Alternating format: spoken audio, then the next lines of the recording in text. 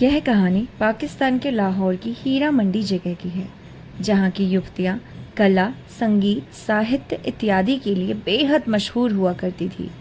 Heera Mandi web series शुरू होती है रिहाना से, जो कि किसी बच्चे को उठाकर एक नवाब को दे देती है। जब इसका पता उसकी माँ यानी कि मल्लिका को चलता है तो वह रिहाना से लड़ने लगती है, किंतु रिहाना कहती है कि वैश्यालय में पैदा हुआ लड़का या तो दलाल बनता है या फिर समलैंगिक रिश्ते बनाता है। इससे बेहतर है कि वह लड़का अपने पिता नवाब के घर में पलेगा बढ़ेगा और उसकी परवरिश अच्छी होगी। यह सुनकर मल्लिका को गुस्सा आ जाता है और वह रिहाना से इसका बदला लेने की बात कहती है, किंतु रिहाना कहती है कि मल्लिका ने उसके नवाब जुल्फिकर को छीनकर बहुत गलत कदम उठाया, इसी वजह से रिहाना ने उस बात का बदला लिया। गुस्से में आकर मल्लिका और जुल्फिकर रिहाना को मार देते हैं और इस प्रकार से उसे लटका देते हैं कि वह कत्ल एक आत्महत्या लगे। किंतु इस दृश्य को रिहाना की बेटी देख लेती है और जुल्फिकर उस बच्ची को बाजार में बेच देता है। अब कहानी में 25 साल का लीप दिखाया जाता है, जहां मल्लिका ही पूरे हीरा मंडी की महारानी बन जाती है। तभी वहां पर इनका पर्सनल दलाल आ जाता है, जो अनेक नवाबों को उनके दर पर लाता था, किंतु आज वो किसी दलाल को नहीं बल्कि एक अंग्रेज को लाया था। वो बताता है कि वह अंग्रेज मल्लिका की सबसे बड़ी बेटी बिब्बो का गाना रिकॉर्ड करना चाहता है, किंतु मल्लिका ये कहकर इनकार कर देती है कि चांद हर किसी के दरवाजे पर दस्तक नहीं देता और कहती है कि हम हर किसी के घर में नहीं बच सकते। जिससे बिब्बो का गाना सुनना है वह खुद हीरा मंडी में आएगा। फिर बिब्बो की महफिल दिखाई जाती है, वहाँ पर बिब्बो का डांस सिखाया जाता है। बिब्बो का भी एक नवाब था, वह उसी के लिए अपनी महफिल सजाया करती थी। मल्लिका जान की छोटी बेटी जिसका नाम आलम था, उसे शायरी करने का और किताबें पढ़ने का बहुत शौक हुआ करता था। आलम अपने मुलाजिम और सहेली कह लीजिए साइमा के साथ रहा करती थी। एक दिन साइमा से गलती से हीरो का हार टूट गया। आलम ने उससे कहा कि डरने की कोई ज़रूरत नहीं है, वह अपनी माँ मल्लिका से इस बारे में बात करेगी और कह देगी कि उससे गलती से यह हार टूट गया। आलम ने टूटे हुए हार को मल्लिका के सामने प्रस्तुत किया और कहा कि माँ, गलती से ये मुझसे टूट गया है। मल्लिका ने कहा कि इस माला का एक मोती गायब है, तो इस वजह से आलम उस पूरी रात हाथ में मोमबत्ती लिए पानी के अंदर खड़ी रही और मोती ढूंढती रही और मिल जाने पर मल्लिका जान को दे दी। मल्लिका उसे कहती है कि उसे मोती इसलिए ढूंढने को कहा क्योंकि वह चाहती है कि आलम को भी दुनियादारी की सब खबर हो और दुनिया की परेशानियां और मेहनत के बारे में उसे पता चल सके। उसने कहा कि वसंत पंचमी के दिन आलम की नथ उतराई की रस्म करेगी। नथ उतराई का अर्थ होता है हीरा मंडी के बाजार में उतारना, किंतु आलम अभी इसके लिए राजी नहीं थी। वह चाहती थी कि वह आगे जाए, शायरी करे और मल्लिका जिस तरीके का काम करती है उस काम से बच जाए। वसंत पंचमी के दिन आलम ने यह कार्य करने से मना कर दिया। उसी दिन उनकी एक बड़ी आपा लज्जो वह भी आती है, जो एक नवाब से बेहद मोहब्बत करती है और उससे निगाह भी करना चाहती थी। जब लज्जो को पता चला कि आलम शायर बनना चाहती है तो वह आलम का मजाक बनाती है और उसे समझाती है कि यह सिर्फ ख्वाब है, वेश्याओं के ख्वाब ही रह जाते हैं। तुम इस घर में पैदा हुई हो तो तुम्हें यहीं के रीति रिवाज से चलना पड़ेगा। लज्जो आगे बताती है कि लज्जो को भी उसकी बुआ यहाँ पर छोड़ कर गई थी, जिसके बाद लज्जो ने लाख कोशिशें की पर उसके बाद भी वो यहाँ से निकल ना पाई। अगले सीन में बलोच खानदान के इकलौते नवाब को दिखाया जाता है, जिनका नाम ताजदार है। वो अभी अभी विलायत से आते हैं। उसी खुशी में एक जश्न रखा जाता है, जहां उसकी दादी उनसे कहती है कि ताज को दुनियादारी की समझ रखने के लिए हीरा मंडी में जाना चाहिए। दोस्तों, ये कहानी उस समय की है जब औरतें इतनी ज़्यादा ओपन माइंडेड हुआ करती थी और ये सब कुछ उनके लिए नॉर्मल सी बात हुआ करती थी। तो बच्चे को आगे समझाने के लिए, उसे दुनियादारी में ले जाने के लिए वो हीरा मंडी में किसी वेश्या के पास भेजना चाहती थी, लेकिन ताजदार उसे वहां जाने से मना कर देते हैं। वह कहते हैं कि वे संबंध सिर्फ एक ही लड़की के साथ बनाएंगे। ताज के आने की खुशी में उनकी दादी मल्लिका जान को बुलावा भिजवाती है। मल्लिका अपनी छोटी बेटी आलम से भी कहती है साथ चलने के लिए, किंतु वह मना कर देती है। बाद में जब आलम को पता चलता है कि वहाँ पर शेरो शायरी भी होगी और उसके फेवरेट शायर भी वहाँ आएंगे, तो वह भी चुपके से अपनी माँ की बग्गी में पीछे बैठ जाती है। वो अपनी माँ से वापस इसलिए नहीं कह पाई क्योंकि एक बार मना कर दिए जाने पर वो वापस नहीं जा सकती थी। वहाँ पहुँचने के बाद आलम की मुलाकात ताज से होती है और दोनों को पहली नज़र में ही प्यार हो जाता है, किंतु समय कम होने के कारण और माँ के डर की वजह से आलम वहाँ से भाग जाती है और नवाब को उसके बारे में कुछ भी पता नहीं चल पाता। एक दिन एक बड़े अंग्रेज अफसर कार्टराइट मल्लिका से मिलने आते हैं और बताते हैं कि उनके घर में एक जलसा रखा गया है जिसके लिए उन्हें कुछ नाचने वाली चाहिए।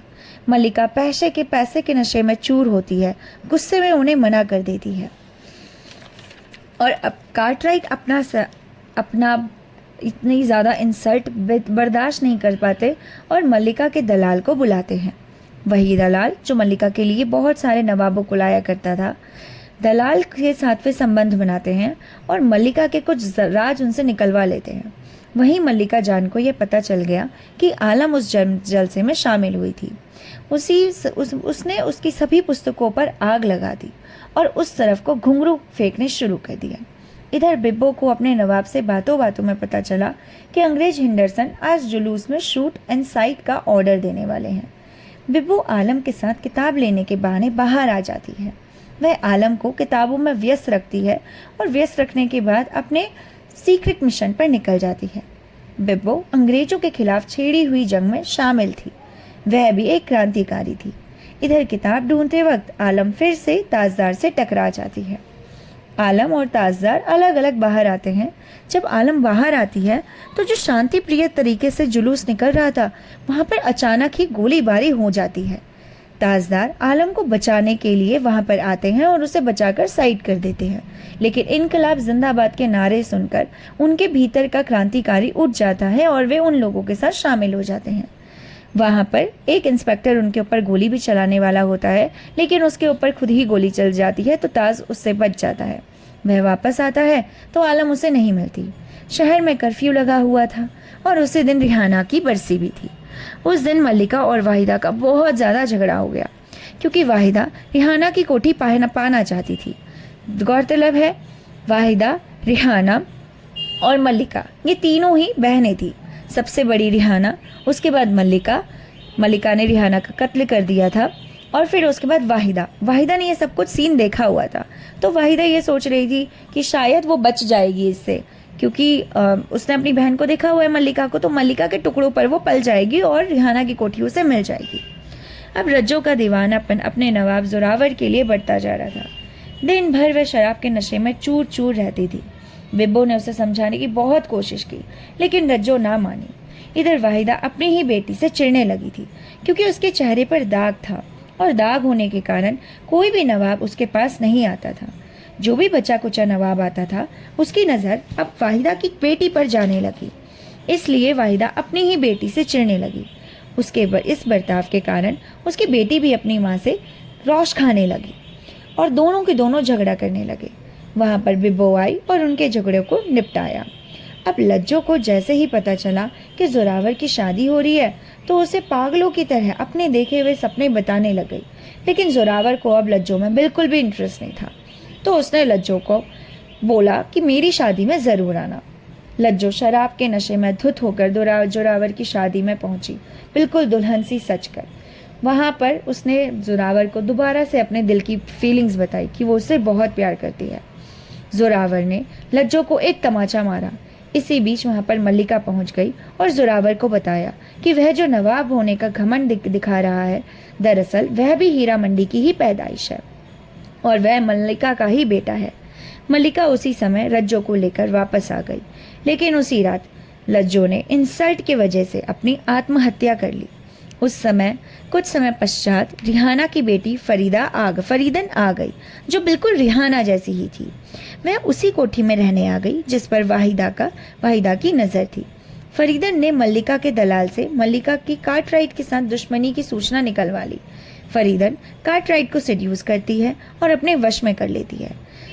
यहाँ आलम ताजदार का पता लगाने निकली और ताजदार भारतीय क्रांतिकारी की फौज में शामिल हो जाता है। फरीदन आलम और ताजदार के प्यार को समझ जाती है। उसे समझ आ जाता है कि इनके बीच में कुछ तो चल रहा है, क्योंकि फरीदन पूरी प्रॉपर्टी मल्लिका की हड़पना चाहती थी और ये चाहती थी कि आलम इस जगह ना आए। इसीलिए वो उन्हें मिलवाने के लिए प्लानिंग करती है। फरीदन कार्टराइट से कहती है कि रिहाना का केस वापस से खुलवाए।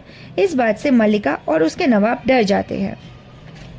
इसी बीच फरीदन अपनी नथ उतरवाई रखती है, किंतु मल्लिका जान कहती है कि फरीदन को 13 साल की उम्र में ही बेच दिया गया था।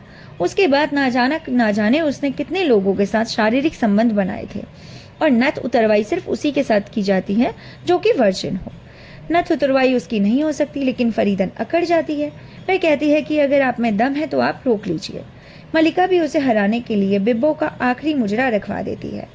और वहां का एक रूल हुआ करता था कि आखिरी मुजरे में सभी नवाब आखिरी सलाम देने के लिए पहुंच जाते हैं, तो फरीदन के पास कोई नहीं जा पाता। उस रात फरीदन बहुत ज्यादा गुस्सा हो जाती है। सुबह सुबह आलम की सहेली साइमा को गाते हुए सुनकर मल्लिका बहुत ज्यादा चिढ़ जाती है। उसे लगता है कि कहीं उसकी बेटी आलम की जगह साइमा ना आ जाए और साइमा को ही सब लोग पसंद न करने लग जाए। तो गुस्से में आकर वो साइमा को 10,000 रुपये में बेच देती है। साइमा अपने प्रेमी को ये बात बताती है और वह उसका प्रेमी साइमा को आज़ाद करने की तरकीब लगाता है। साइमा मल्लिका से 15 दिन की मोहलत मांगती है। मोहलत मिलने के बाद साइमा का प्रेमी पैसे जुटाने में लग जाता है। गौरतलब है कि साइमा का प्रेमी वही था जो मल्लिका की बुग्गी चलाया करता था। मल्लिका फिर उसके बाद जो उसका पति था, जोरावर नाम है उसका, वह जुआ खेलकर 2,000 रुपये तक लेके आता है और मल्लिका को दे देता है। साइमा खुशी खुशी में बता देती है कि उसने 2,000 रुपये कैसे लिए हैं। मल्लिका के पता चलने के बाद मल्लिका उसको जेल में भिजवा देती है। यहाँ क्रांतिकारी अंग्रेजों के खिलाफ षड्यंत्र कर रहे थे और ताज भी व्यस्त था। जब ताज और आलम की ज्यादा दिन मुलाकात नहीं होती तो आलम फरीदन के घर पहुंचती है और उससे हेल्प मांगती है। बिब्बो उन दोनों को साथ में देख लेती है और वह फरीदन से दूर रहने की सलाह देती है। इधर साइमा के प्रेमी के जाने के बाद आलम को पता नहीं थी, तो उससे छुड़वाने की बात मल्लिका से कही। मल्लिका ने बदले में आलम की नथ उतरवाई की मांग रख दी। साइमा ने जब ये सुना तो वह स्वयं ही उन लोगों के पास चले गई जिन्होंने उसे 10,000 में खरीदा था, क्योंकि साइमा को पता था कि आलम उससे प्यार करती है। साइमा ने आलम से भाग जाने को कहा और वो ताज के घर पहुंच गई। ताज ने उसे बताया कि उसने आलम को कोई खत नहीं भेजा था। दरअसल वो खत फरीदन ने भेजा था। यह सुनकर आलम डर जाती है और ताज के घर के बाहर ही बैठ जाती है। ताज आलम की यह हालत देखकर उसे अंदर बुला लेता है और अपने घर वालों से कहता है कि आलम उसके दोस्त की बहन है। आलम सभी को पसंद आने लगती है और ताज भी आलम के करीब आ जाते हैं। इस बात का पता मल्लिका को चलता है तो वह अपनी बेटी को लेने पहुंच जाती है, जिससे सभी को पता चल जाता है कि आलम एक वेश्या की पुत्री है। ताज के घर वाले उसे स्वीकार करने से मना कर देते हैं। आलम अपने घर चले जाती है। कुछ समय बाद पता चलता है कि वह गर्भवती हो गई है। ताज को जब यह पता चलता है तो वह मल्लिका से आलम का हाथ मांगता है। शादी के अगेंस्ट होने के कारण ताज का पिता ताज की शादी के दिन ही उसे जेल में भिजवा ताकि वह शादी ना कर सके। इधर आलम ताज का वेट कर रही होती है। ताज ना पहुंचने पर वो ताज को धोखेबाज समझने लगती है। महफिल में मुजरा करने लगती है। बिब्बो उसे बताती है कि ताज को पुलिस लेकर गई है, लेकिन कुछ समय पश्चात पता चलता है कि ताज की गोली मारकर हत्या कर दी गई है, क्योंकि वह क्रांतिकारी था और ये इस बात की सूचना अंग्रेजों को चल जाती है। अब जो उनका दलाल होता है वह आलम के पास आता है और आलम से कहता है कि अंग्रेज ने उन्हें बुलाया हुआ है। आलम इस बात के लिए मना कर देती है। उसे लगता है कि जिसने मेरे पति को मारा, जिसने मेरी माँ के साथ बदसलूकी की, मैं उसके पास क्यों जाऊंगी। लेकिन दलाल उसे कहता है कि कार्टराइट से बदला लेने का ये सबसे अच्छा तरीका है, इसलिए वो हाँ कर देती है और उसके पास पहुंच जाती है। जब वो कार्टराइट के पास पहुंचती है, कार्टराइट जैसे ही उसे छूने के लिए आता है तो वो कार्टराइट को मार देती है, गोलियां इधर उधर कर देती है। उधर मल्लिका और फरीदन का रोष भी खत्म हो जाता है। मल्लिका फरीदन के सामने अपने घुटने टेक देती है। फरीदन कहती है कि मुझे आपकी संपत्ति तो चाहिए थी, लेकिन इस तरह से नहीं चाहिए थी। बिब्बो को भी अंग्रेज पकड़ लेते हैं और उसकी भी गोलियां मारकर हत्या कर दी जाती है, क्योंकि उसे पता चल जाता है कि बिब्बो जो थी वो एक क्रांतिकारी थी, वह अंग्रेजों के खिलाफ लड़ाई लड़ रही थी। बस कहानी का अंत यहीं पर ही होता है, जिसमें हमें पता चला कि किस प्रकार से इतनी सारी कहानियाँ एक दूसरे के साथ रोल आउट थी और अंत में अंग्रेजों के कुशासन की वजह से सारे के सारे लोग इधर उधर छिन्न भिन्न हो गए।